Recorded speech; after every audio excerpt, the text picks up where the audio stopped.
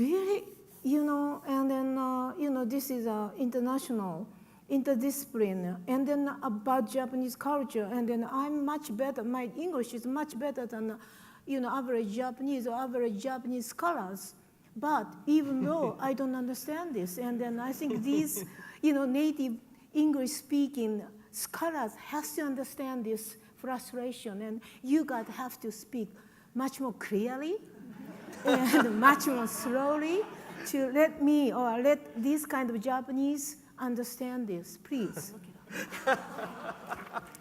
Okay, and then I'm going to read mine. And then Jeffrey Angus translated this stuff. And then I wrote this after I came here. So it is really my life here. And then he translated into English. And then I really feel this is actually the original. Because at that time, I'm already living in English language. And then I'm still kind of writing only Japanese and send it to Japan, and all my readers are in Japan. They are speaking Japanese. But then he did it in English, and I feel it. This is my language. I really wanted to express it in this way, but still I can't write English. So I'm reading some his translation, which is original, and then I switch into my Japanese version. This is a long story, and then, you don't have to understand the story. If you want to understand, just buy this book, please. I had to get out of there. I had to leave. I was so disappointed in everything that I had gotten pimples.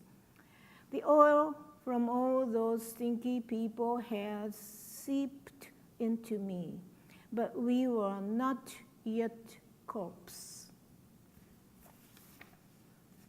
知ってる？この名前。私たちはいつか図鑑で調べた。でも載ってなかった。私はあの白い穂の出た草を指さした。立ちすずめの冷えと河原の男が言った。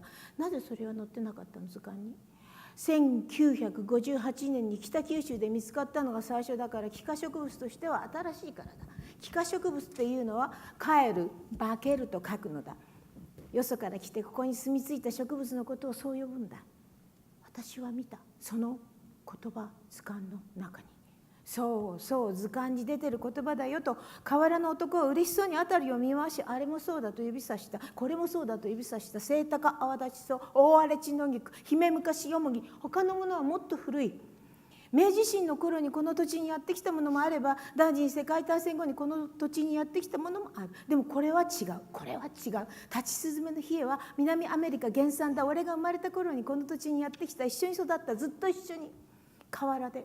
でもまだこの土地になれない。立ちすずめの冷えも俺もこの土地の気候になれない。風景も見慣れない。言葉も人の話し声も聞き声も聞き慣れない。人と関わるのも喋ることも慣れることがない。立ちすずめの冷えも俺も、立ちすずめの冷えも俺も。朝目を覚ますたびに自分らは見知らない場所にいるのだと確認しなければならない。これは何て言うの？私は紫色の草を指さした。荒れ地花笠、これも同世代。河原の男はほとんど笑い出し踊りながら言った。1957年に九州の大牟田で最初のやつが見つかった。人知れず伸びて植えて花を咲かせていたものだ。それからずっと俺たちは一緒に河原で暮らしている。荒れ地花笠、立ちすずめの冷え。これで分からなかった名前が2つ分かった。50年くらい前に日本の河原にやってきた。それからずっと河原で風に揺れながら群れたり穂を出したりしてきた。穂を出して風に揺れたり花を咲かせたり風に散ったり枯れて倒れたりしてきた。ずっと河原で見慣れない見慣れないと思いながら暮らしてきた。I asked, do you know the name of this kind of grass? We looked it up in a plant book once, but it wasn't there. I pointed at the grass with the white spikes of seed. He said, Paspalum urvale. I said, why wasn't it in the plant book? He said, it was first discovered in 1958 in northern Kyushu, so it's only newly naturalized here. You know, the word naturalize is written with the characters that mean return and change. That is why they call plants that have come from somewhere else and settled down. I said, I've seen that word in the plant book. He said, that's right. That's a word that you see in plant books. He looked around with a happy expression and pointed, that's a naturalized plant too. He pointed again, that's another one. Solidago altissima, Coniza sumatrensis, Erigeron canadensis. The other plants are older. Some of them came 150 years ago when Japan opened up. Some of them came after World War II, but this one is different. Paspalum urvale is from South America. It reached here the time I was born. We grew up together the whole time here on the riverbank, but neither of us has ever gotten used to the place. Not Paspalum urvale, not me. We're not used to the climate or the landscape here. We don't understand the language or what people are saying. Neither Paspalum urvale nor me have anything much to do with the people. We don't talk. We don't get accustomed to things. Every morning when we wake up, we're still in an unfamiliar place. I pointed to the grass with the purple flower. What is this called? Nearly laughing, he said, that's Verbena brasiliensis. It came here about the same time. He danced around as he spoke. It was first found in 1957 in Omuda in northwestern Kyushu. It was growing and spreading and blooming, and no one even knew. Ever since then, we've been living together on the riverbank. Verbena brasiliensis, Paspalum urvale. And that's how I learned two of the names I didn't know. They came 50 years ago to the riverbanks of Japan, and ever since then they've been trembling in the wind along the riverbank. They've been forming clumps and putting out spikes of seed, shaking in the wind and blooming, scattering in the wind, withering and falling over. The whole time on the riverbank, it has lived here, thinking, I am a stranger. I am a stranger. The summer grass dried up, the air grew completely clear. The parts of the riverbank that had burnt started growing fresh, new miscanthus. Miscanthus started growing everywhere, growing in uniformly, abundantly. I heard the different types of grass on the riverbank whisper. It's all because of the fire, all because of the fire. I got on board. I got on and off, then on again. I got on cars, on buses, then on planes. Then I got off again. The long belt clattered forward. I pulled the little sister's hand. I urged the little brother along the moving sidewalk, advancing steadily. We walked at top speed as the long sidewalk clattered forward. Long ago, we often walked down this sidewalk. It was fun walking on it. Sometimes I'd shake free of mother's hand and race along. The sight had not changed. They were just the same. There were the bodies of immigrants who had run out of energy along the way and dried up. There were whole families who had nowhere at all to go and had just laid down there and were sleeping soundly. Mother had once told us the immigrants are dead. Mother had used the unfamiliar word immigrant. Immigrants. She said, we were immigrants too. There were even more of their corpses than before. There were piles of dried up corpses in places where there hadn't been any before. There were reasons for them to come to this country, even though they might end up like that, even though they might dry up like that with their children. They had left their lands where they had lived. They had left their languages,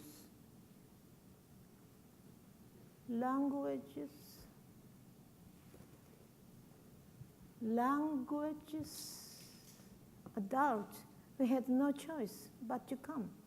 Children brought by parents. who held their hand or carried them along.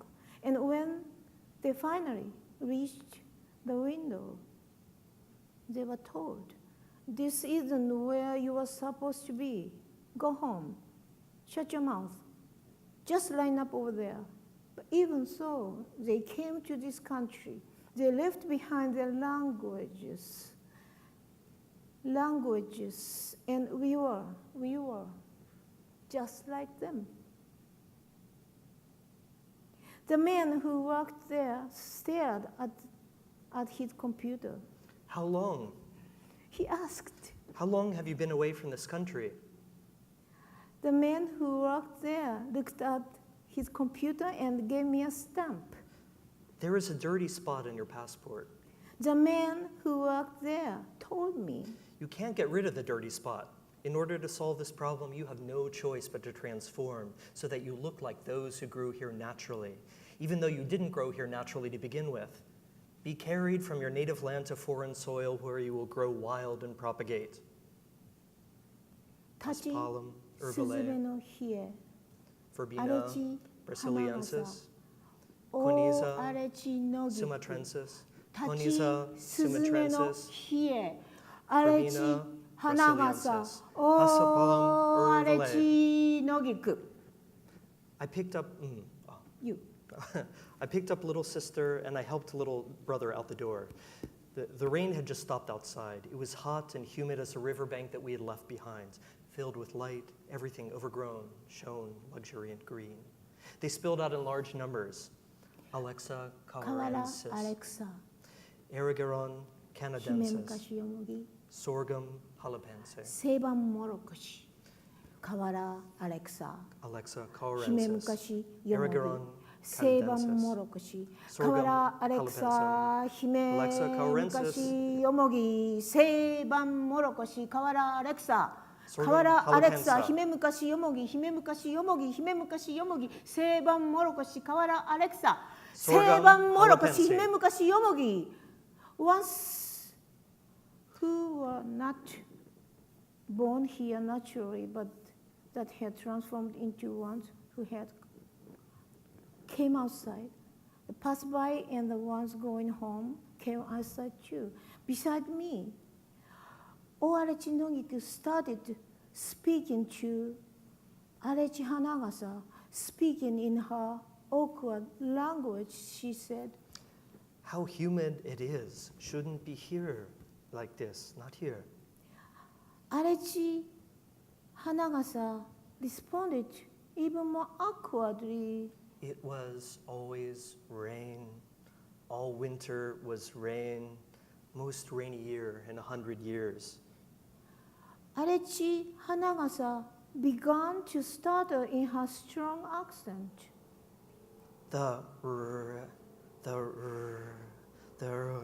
rain Before finally spitting out the word, is just like back home. Thank you.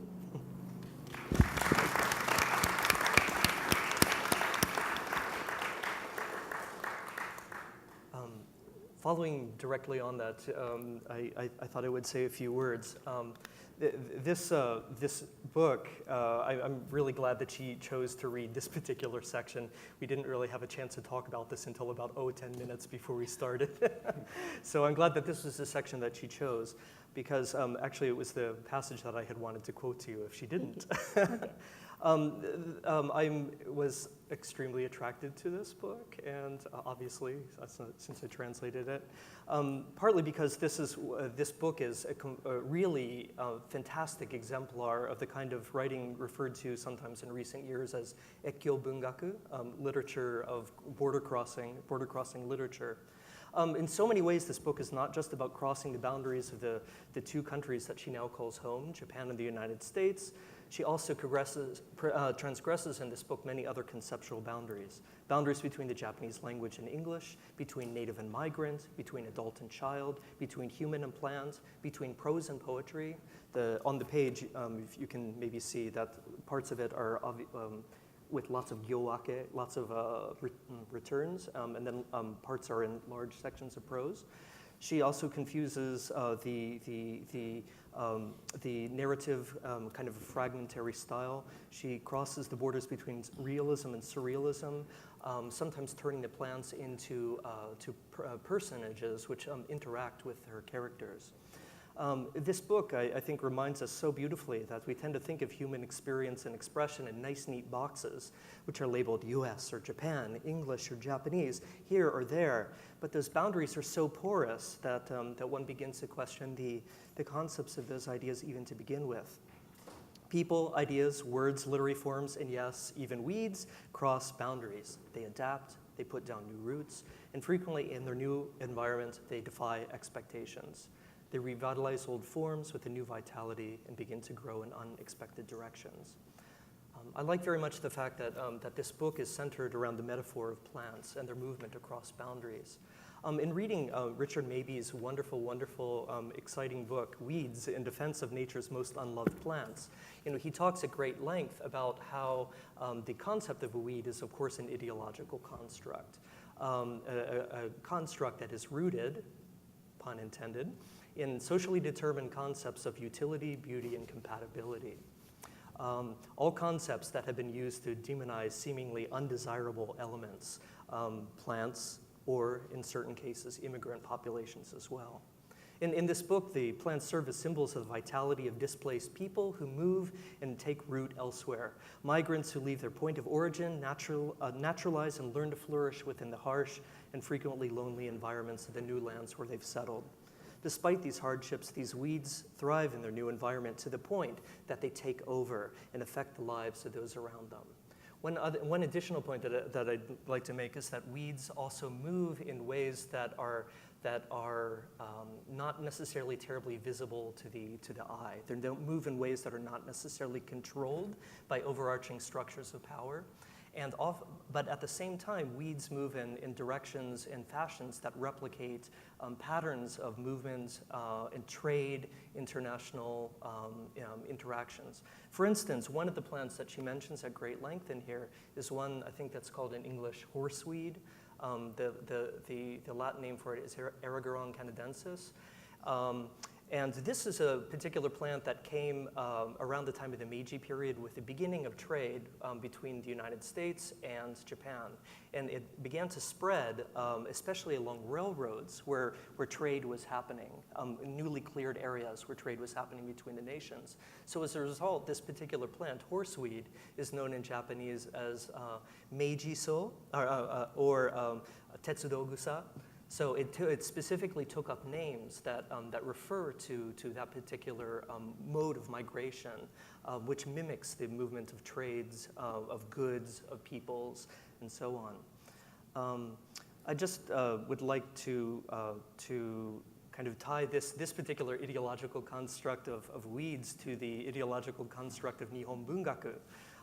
Another idea that is purely ideologically constructed. According to the traditional logic, I think, as we all know, Nihon Bungaku is literature written within the political boundaries of Japan, within the boundaries of the language recognized as Japanese, and by a person who belongs to a bounded set of people who have a Japanese passport, or maybe don't have a passport. But anyway, this concept assumes a really simplistic, homogenizing equation between geography, language, and ethnicity that reinforces stereotype notions of Japan as one land with one people and one language, a stereotype that was, of course, never completely true. We can think of many writers who don't fit into this. There's, of course, Tawada Yoko and Ito Hiromi are frequently raised as two of the foremost examples of Ekkyo Bungaku writers in Japan, but there are so many more.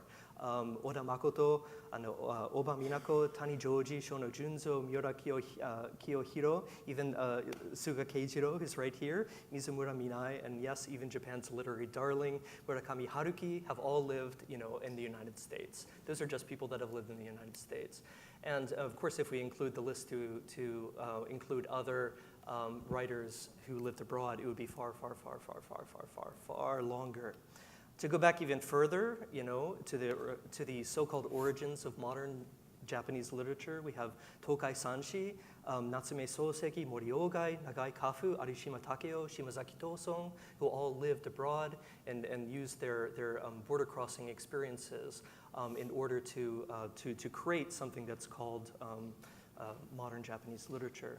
The hermeneutic mood to call these Nihon Bungaku forces a kind of erasure that maybe, while not completely ignoring the non-Japanese origins of these literatures, does help to obscure them. And to go back even one step further, we see that the first big bestseller of the Meiji period, Karyu Shunwa, which was written by Oda Junichiro and was published in 1878 and 1879, was written by a young man who wanted to be a lawyer in Edinburgh, and so his experience was with this encounter. Absolutely. Okay, great. So just to conclude, I want to say that that Japanese literature is always about border crossing, and if we by kind of putting the literature that within this box, Nihon Bungaku, it's very, very, very easy to forget, very easy to erase the fact that Japanese literature has always, from its very conception, been born in a place between interactions, a place of migration. Thank you.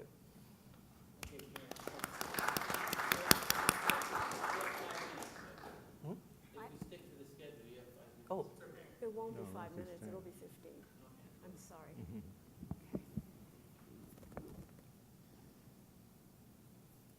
There you go. So I'm going to read this piece called Borges and I, with apologies to Jorge Luis Borges.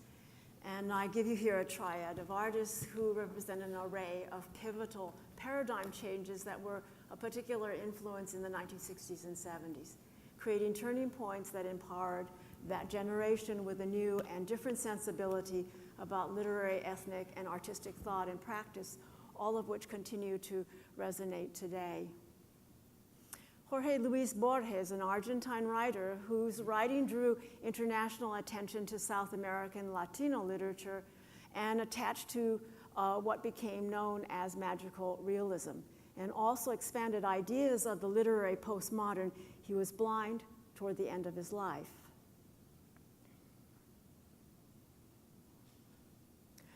Americo Paredes was a scholar who taught at the University of Texas in Austin.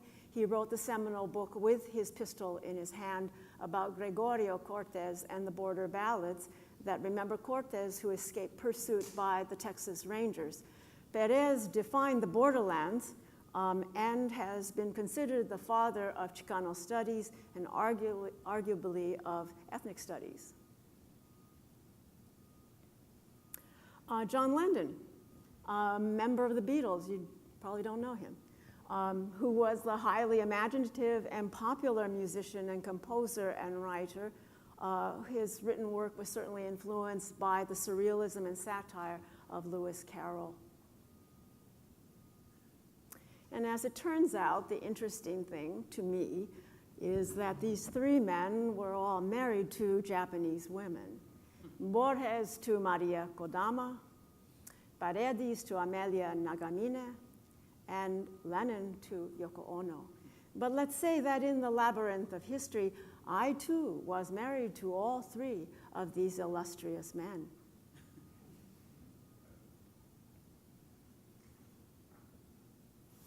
The other one, the one called Maria Kodama, is the one things happen to. Over the years, I have watched her through our looking glass, her dark straight hair cut precisely at shoulder length, turn white, her youthful features mature, and yet I believe her to contain the same dewy innocence and singularity of elegant strangeness in a sea of sameness, as on the day she first met in Buenos Aires, Jorge Luis Borges, in the musty confines of the university. For Maria, perhaps, that was a moment of complete clarity, the center of the infinite garden, in which she made a choice, or at the beginning of a choice. I am not sure how one, at the age of 16, as sure of ourselves as we felt, can make such choices. For myself, I cannot say it was the attraction of youth I cannot say it was the attraction of youth to age, but rather youth to knowledge, a hunger planted and fed by the same garden. How I wanted to remain with Maria in that garden, dedicated and extended to our deepest ancestors, but she managed to escape down another path, or at least she thought she had left me behind. Perhaps she had paused to notice my bewilderment. I cannot say. I saw her confident resolve the flounce of her skirt and hair toss away from me, and from that moment I might catch glimpses of Maria, always with Borges. In newsprint, her image recalled on the stage of some international honorary degree or prestigious award, or in a photograph. Though invisible, I was at times not far away. As I have said, the garden was infinite, mapped across the atlas, and so we traveled. In Venice, I saw the swoop of pigeons swirl around her passage across the vast piazza of San Marco. I watched her rise in a hot air balloon over California vineyards. At the Louvre, I too shed tears on the Daru steps at the sight of the winged victory of Samothrace. I saw her pet the tremendous bodies of striped tigers. Of course, these events were meant for Borges. And the meaning of being there at his side must be personal to Maria. She was to know the shape of constant companionship, the day-to-day routine and needs of a blind man, the acute precision of his oral memory, along with the gaffes of eating and hygiene that annoy the sighted and plague the sightless. This was companionship that must fully